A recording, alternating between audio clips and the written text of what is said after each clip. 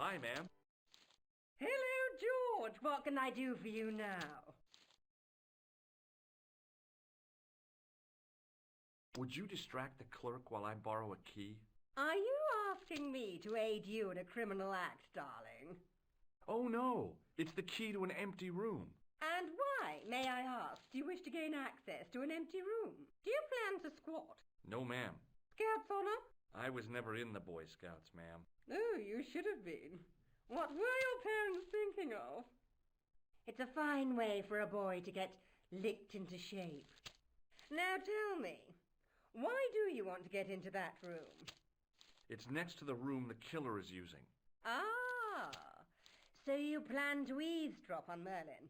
I was hoping there might be a connecting door. Well, how can I refuse?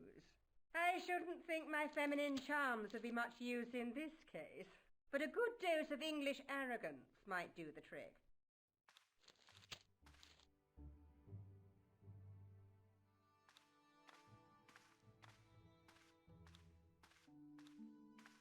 I say! You there? Flunky! Oui, madame. Listen carefully. You do understand English, don't you? But of course, madame. Good. I wish to deposit some jewelry for safekeeping. I understand. Are you quite certain? Oh, bien sûr, madame.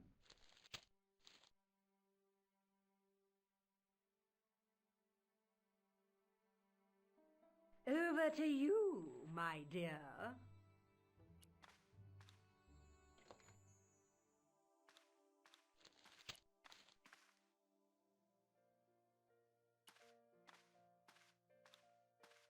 The sign on the door read 22.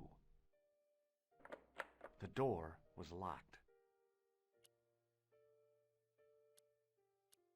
It was a key ring bearing one large brass key and a tag which read Hotel Ubu.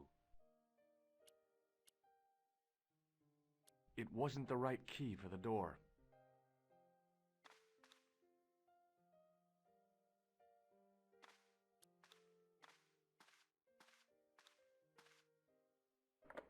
The door was locked. Maybe it wasn't the right room, but this was the right key.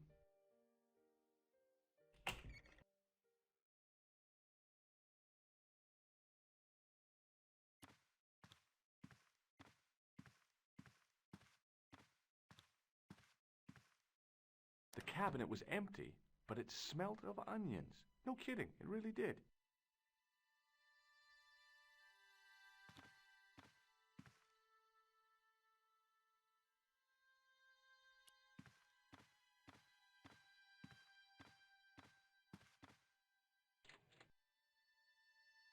There was nothing in the wardrobe apart from a vague, lingering smell of camphor.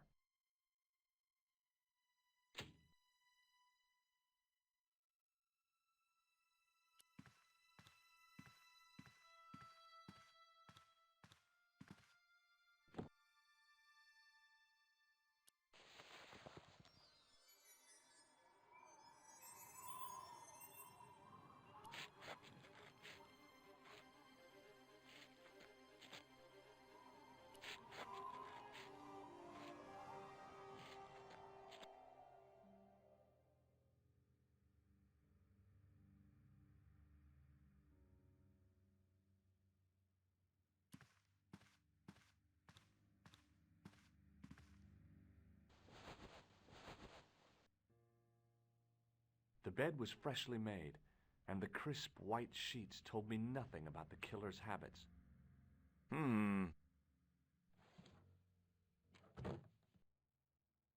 It was the battered leather briefcase I'd seen Plantar carrying just before he died.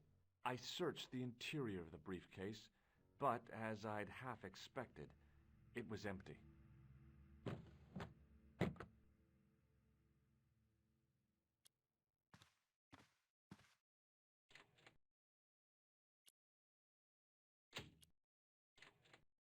The closet was a solid, impressive piece of antique furniture.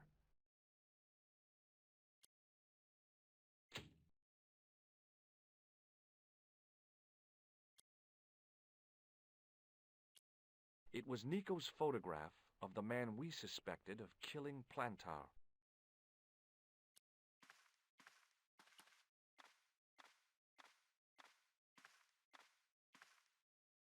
The assassin had been too smart to leave incriminating evidence beside his bed. The cabinet had no drawers, just a single door.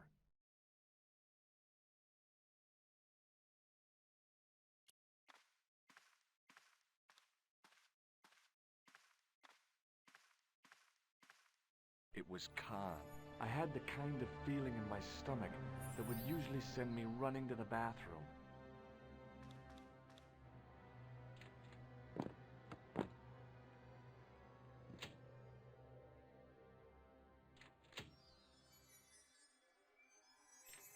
As Khan opened the wardrobe, I was sure I was dead.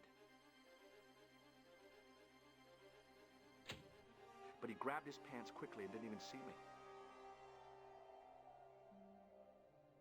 I didn't usually spy on men getting changed. But this guy was a killer, and I didn't want any surprises.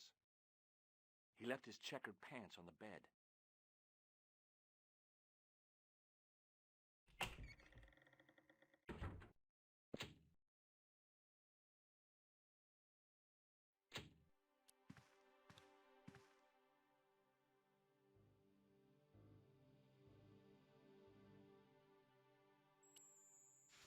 I flipped the pants over.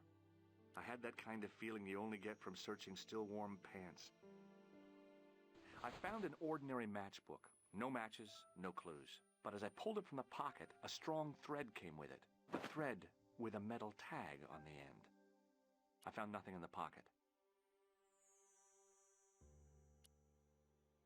I pulled on the metal tag and the thread came out of the pants. It was like pulling out a ripcord. A thread was hanging loose near the pocket. The pocket was empty.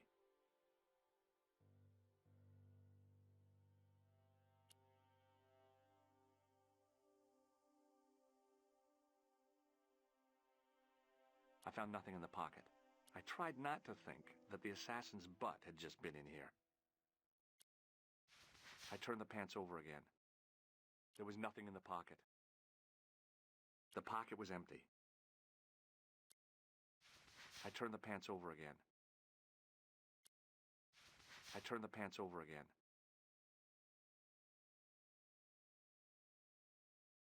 I wondered if the guy was colorblind. I searched the pocket gingerly and found a pass card. It read, Thomas Merlin, Gruber Electronics Corporation. There was nothing else in the secret pocket. The pocket was empty.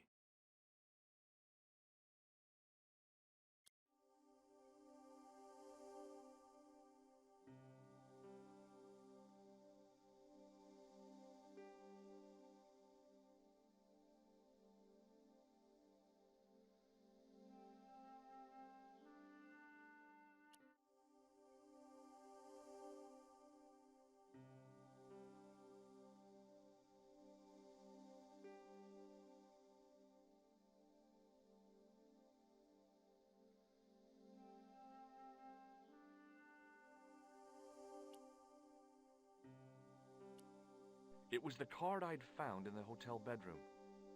It read, Thomas Merlin, Gruber Electronics Corporation.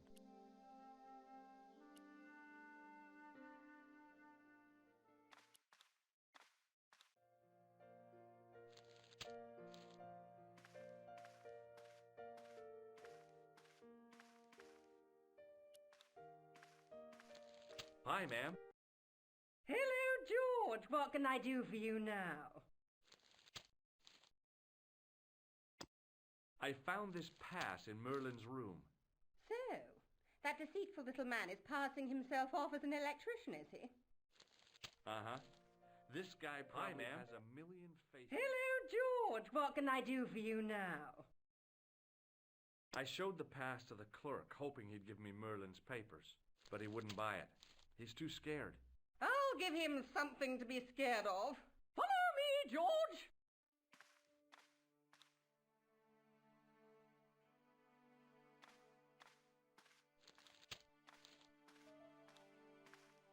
Did you place a package from Merlin in the hotel safe? I did, madame. And did my friend here show you Merlin's identification? Indeed he did, but What's the problem? he isn't Merlin. A mere academic detail. Give him the package. But that is against the law. I happen to be a justice of the peace, you silly man. I am the law. If he tries anything, shoot him, George. My pleasure, Lady Piermont. One moment, please. You know, I haven't enjoyed myself this much since Greenham Common. I don't know what I would have done without you, Lady Piermont. Voilà, monsieur. Le manuscrit de Monsieur Merlin. Thanks. How satisfying. An Anglo-American alliance that actually worked. The clerk had given me a tightly rolled sheet of parchment. I decided not to unroll it until I was safely back in Nico's apartment.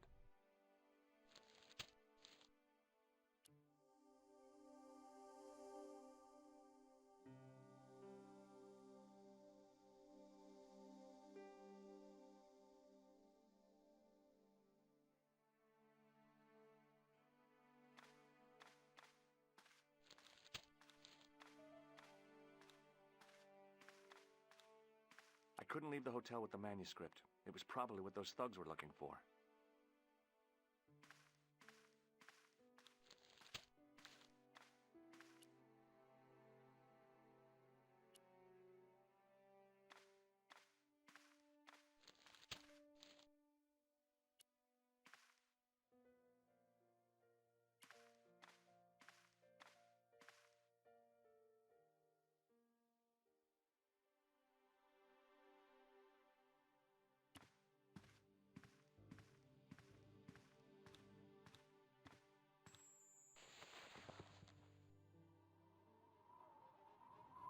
The cobbles of the alleyway looked very distant and very hard.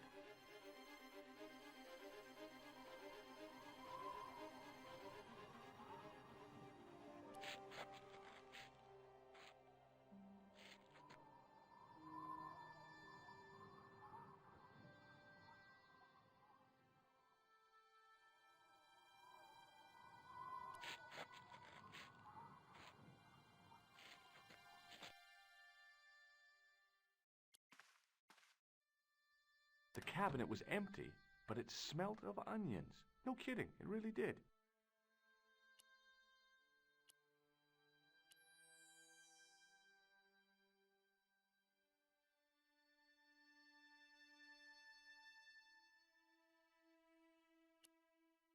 It was the ancient manuscript which Khan had stolen from Plantar.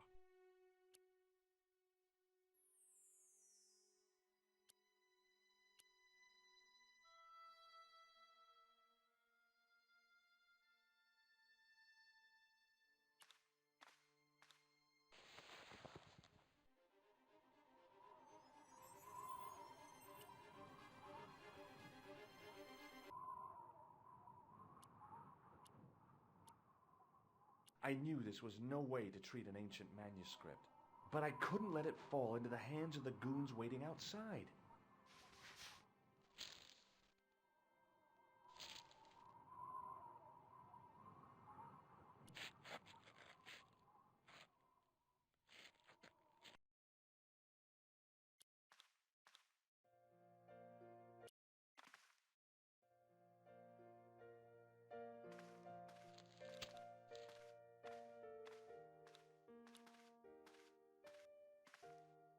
Hold it right there. Search him. Nothing. Okay.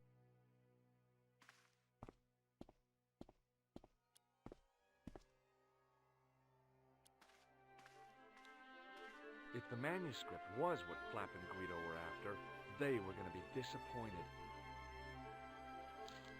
I couldn't wait to get back to Nico's apartment and check it out.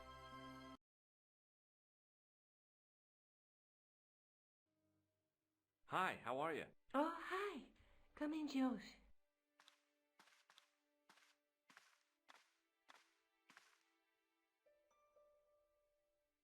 You're just not going to believe what I've found. It's not another part of the clown's costume, is it? It's a medieval manuscript. Khan left it in the safe at the U-boot. It's incredible. Is this what he took from Plantark? It could be, which means it's worth enough to kill for. Look there, 2 guys on the same horse. Oh, yeah. Maybe they couldn't afford one each. What of it? Have you ever heard of the Knights Templar? Their official seal was an image of 2 knights sharing a horse. Whatever this manuscript means, it's connected with the Templars. How come you know about these knights? I learned about them while writing an article on the Crusades.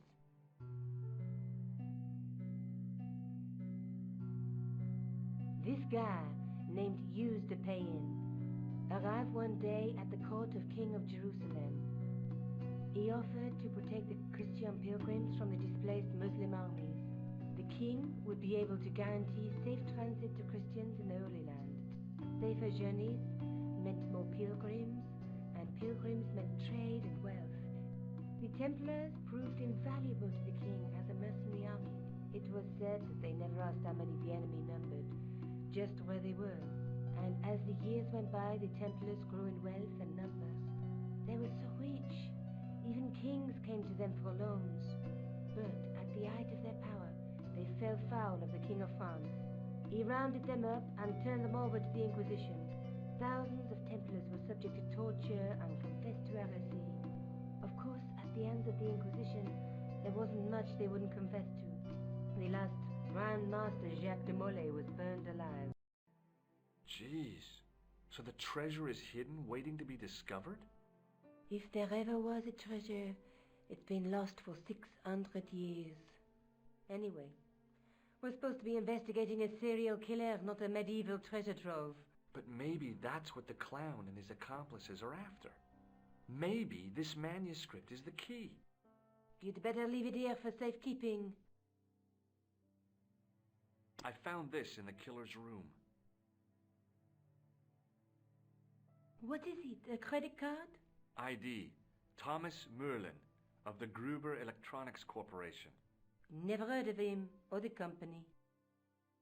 I found this matchbook in the killer's hotel room. It's from the Club Alamut. Never heard of it. Is there anything written inside it? No, what were you expecting? If this was a movie, there'd be a clue, a name or an address. That's no use. There aren't even any matches in it. Oh well, I'll keep it as a souvenir. Let's take another look at the manuscript. There's a guy with a sword and a bull. The only mythological bull I know of is the Minotaur, but he was only half bull. I don't think I'd like to be half a bull, even if it was the bottom half. What's that object between them? It looks like a gem on top of a tripod. There's a guy working on a loom. He's weaving a carpet or a tapestry. Or a duvet cover. It's a clue to a place, I reckon. Somewhere famed for weaving and ships. Where folk live in barrels? It beats copper boxes. Look there, 2 guys on the same horse. A knight with a crystal ball. Now, there's something written on the scroll beside the knight. Yes, but it's written in Latin. Per disciplinam mea lux videbis. By my teachings, you will see the light. You speak Latin? Where did you learn a trick like that? A trick? I studied law, okay? I can read Latin. My, you're touchy. Tell me that again. There's a woman looking at her reflection in a mirror, but the reflection has 3 hideous faces. She reminds me of the wicked queen in Snow White. She was the one who said, "Mirror, mirror on the wall," wasn't she? She made me cry so much when I was a kid. Mom carried me out of the movie theater. She didn't frighten me in the least. Like I said, I was only a kid. I didn't like the crocodile in Peter Pan either. Let's face it, we need help, George. Someone who knows about these things. Who do you suggest? Indiana Jones?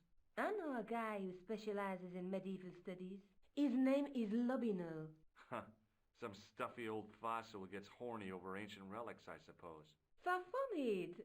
Andre isn't the stereotypical professor you have in mind. Where can I find this Lobino guy? At the Krön Museum. I'll give you the address.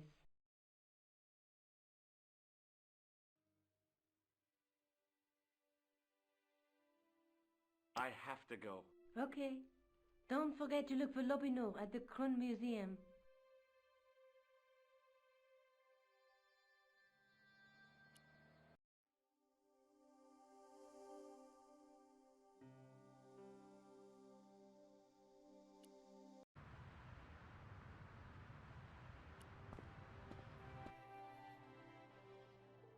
Pardon me. Oui, monsieur?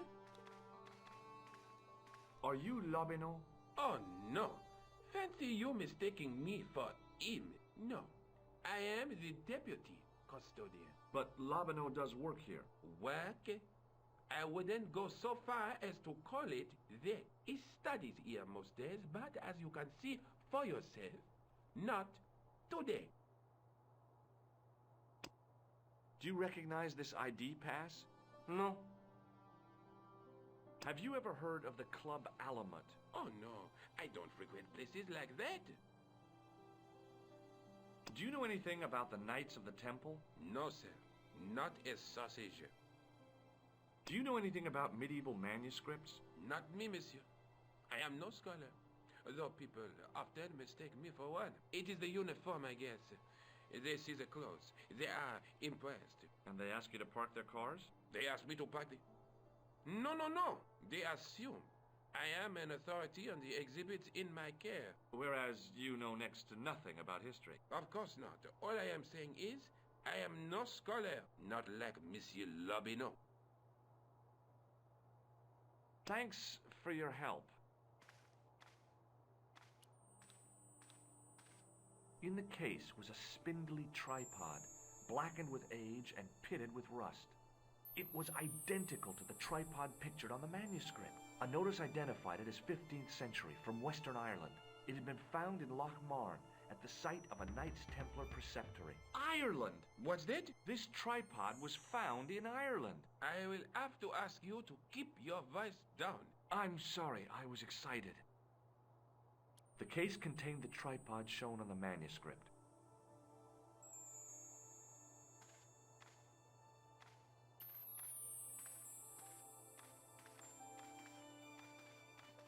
Attention!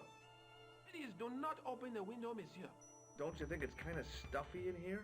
Better stuffy than dead. What's the problem? Fumes from car exhausts? Not just that, monsieur. There's a new burger bar opened up across the street. The Laughing Buffalo. So what's the problem? They cook their burgers on a charcoal grill. And the fat falls on the open flame. The amount of organic compound and smoke particles released is astounding. Since they opened, local air pollution has doubled. And it stinks like a funeral pyre. That is why I keep the windows closed. A metal rod attached to the wall was connected to the window.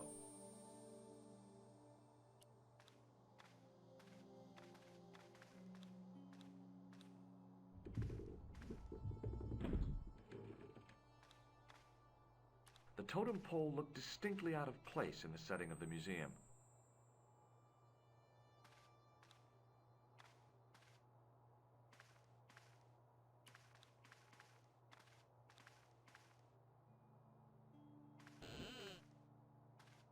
Leave it alone.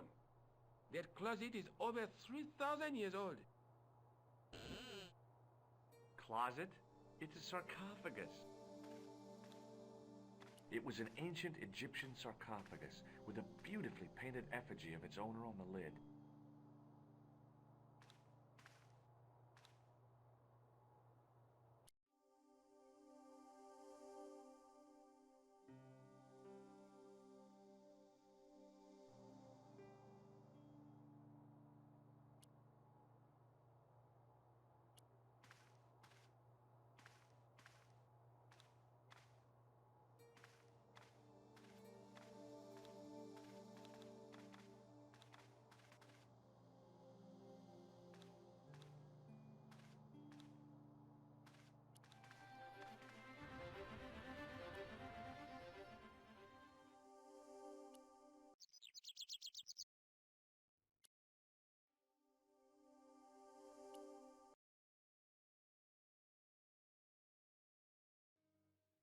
Hi. I've been to the Crew Museum. Did you speak to Lobineau? No, he wasn't there.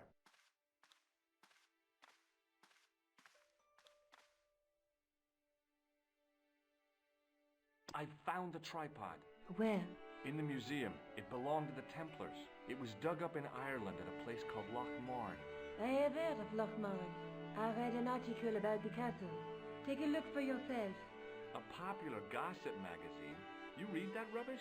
No, I write it. Professor Nigel Pegram, excavating the medieval castle at Loch Marn. That's strange. What? He resigned his chair at Durham University in order to devote his time to the excavation. Not only that, but he canceled the filming of a 4th series of his popular television program. This site at Loch Marn must be awful important to him. He's a professor of history. They're all cuckoo. All the same, I'd like to talk to this Professor Pegram. How do you feel about a trip to Ireland? Disappointed.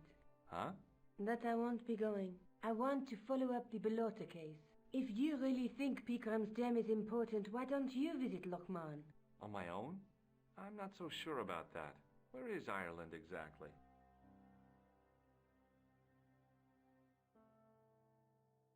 Let's take another look at them.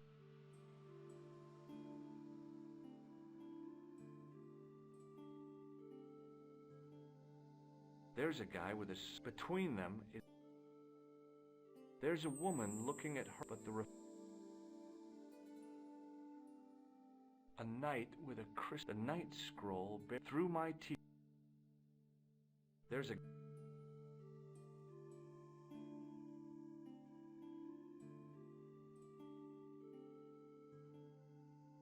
Look. I have to go. Okay, I'll see you later.